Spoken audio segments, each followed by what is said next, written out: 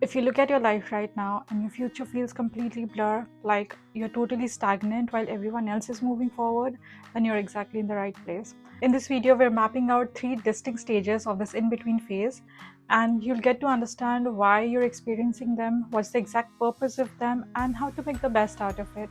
I'm sharing this because I'm also currently in that in-between phase after moving from India to Germany, and this is actually my third time facing the void. The first time was after I completed my engineering, and I wasn't sure if I should continue with the same field or switch to a new one, and I didn't know what was coming next. The first two times it was a little scary. It lasted for a period of 1.5 years. But this time around, I'm not that nervous because now I understand that this agonizing gap has a meaning to it. It's there so that you can internally restructure yourself for the future complexities that are about to come in your life. And that's what we will be dissecting today: how to stay sane, how to find meaning, and not get completely lost while going through this dip. I'm calling this phase the dip based on a brilliant concept in the book by Seth Godin. So he explains that every time we start something new or go through a transition, it starts out exciting, but then we hit a massive stagnant plateau where all growth seems to stop. And when a lot of people experience this dip, they feel that they're either failing or they're broken. But the book argues that this dip is actually a filter. This is where mediocrity gets weeded out and true resilience is built. That's why it's also true that going through this dip is not an easy task. And stage one comes with its own specific kind of panic. So when life goes haywire and everything comes to a halt, you kind of start assuming that you made some mistake. So you keep looking back in the past to figure out where exactly you went wrong and what could you have done differently. Here I want to talk about the book The Four Agreement, where the author says that human beings are the only animals who punish themselves 1,000 times for the same mistake. Every time we remind ourselves of the past wrong turns that we took, or we bring it up to our partner, we are forced to walk through the entire punishment all over again. Think about it right now. Do you still remember when you embarrassed yourself in front of someone, or when you said something wrong and got someone mad? Now, come back to the present for a second. How does it matter today? If the mistake was fixed, or if the dust is settled, or the issue was resolved, why do you still need to carry it with you? All you need to keep with yourself is the lesson you learned from it, not the shame. Because attached to it, then there's also this sense of regret. In movies, characters always say, "In my final years, I don't want to have any regrets." But is anyone truly without them? We face difficult crossroads multiple times in our lives. There are so many what ifs that can overwhelm your brain in a single moment. And wherever there are what ifs, there are regrets. So, this modern glorification of living a big life without any regrets is far from reality. What you should be focused on is simply living to the fullest, because you're not getting another lifetime to just sit around and think about all your regrets or play out alternate realities in your head. You have this one chance right in front of you, so go all in on it. The real danger at this stage is that the extreme self judgment can turn into paralyzing self doubt. You kind of stop moving forwards because you're terrified of making a decision. You kind of think that you've made some bad decisions in the past, that's why you've landed here. So now you should just be extremely cautious. And you keep dwelling in self doubt and not take any action. I found some solace recently when I read Rick Rubin's The Creative Act, which talks about how self doubt and vulnerability can actually add value to our work. While I completely agree to this, I also believe that there has to be a balance between trust and doubt, because without trust, our lives, our work won't see the light of day. At the end of the day, you have to understand that people may have expectations from you, and let them. I won't say we don't pay attention to them or they're not your responsibility. I leave that completely to your own values. But it's important that you don't crush yourself under the burden of someone else's timelines.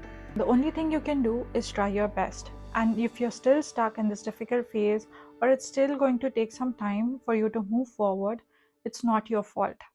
Once you exhaust yourself from looking backward at your mistakes, you reach stage 2. This is the chaotic, messy middle. It feels exactly like being thrown into water when you don't know how to swim and you are terrified of drowning, so you start splashing around violently. You're panicking, trying everything, and desperately experimenting just to figure out what will keep your head above water. In real life, this looks like frantically trying out new things, applying for random jobs, starting random projects, or jumping into new routines just to feel a sense of momentum. It's messy, it's exhausting, and it feels completely uncoordinated. But let me try to give you a sigh of relief here. The entire world is in this water with you. With AI changing the job market and shifting the landscape at lightning speed, the jobs that felt solid a few years ago are evaporated. Millions of people are going to wake up very soon and realize that they don't know how to swim in this new reality either. So, by allowing yourself to splash around, try new things, and experiment right now, you're not failing. You're actually getting a massive head start. You're testing your muscles, learning what will keep you afloat and what exactly you're capable of when the old safety nets are gone.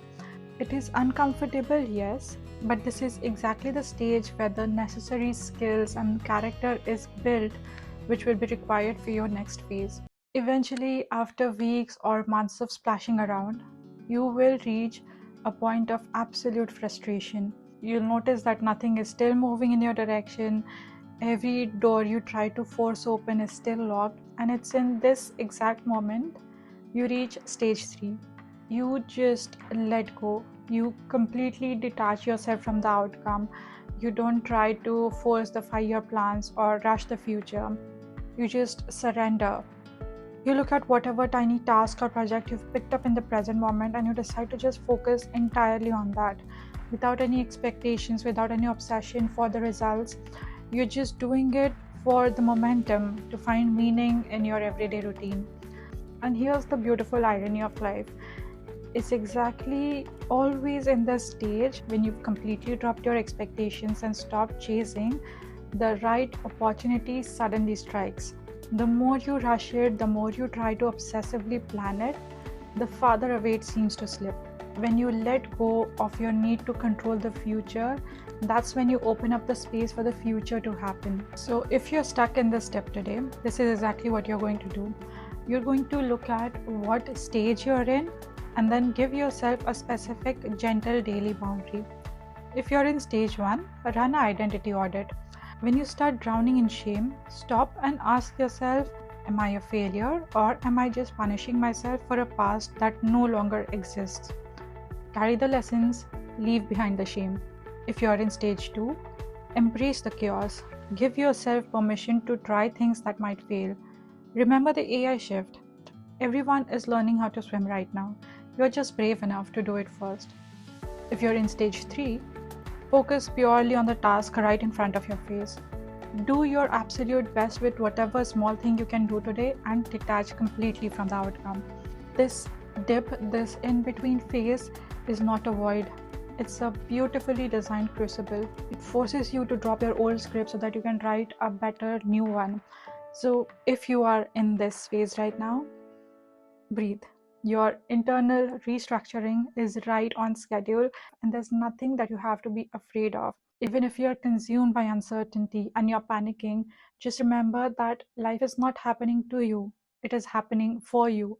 I heard this by Tony Robbins somewhere. But anyway, if there are any other thoughts or any other questions that you want to share, let me know in the comments below. And I'll see you in the next video. Bye.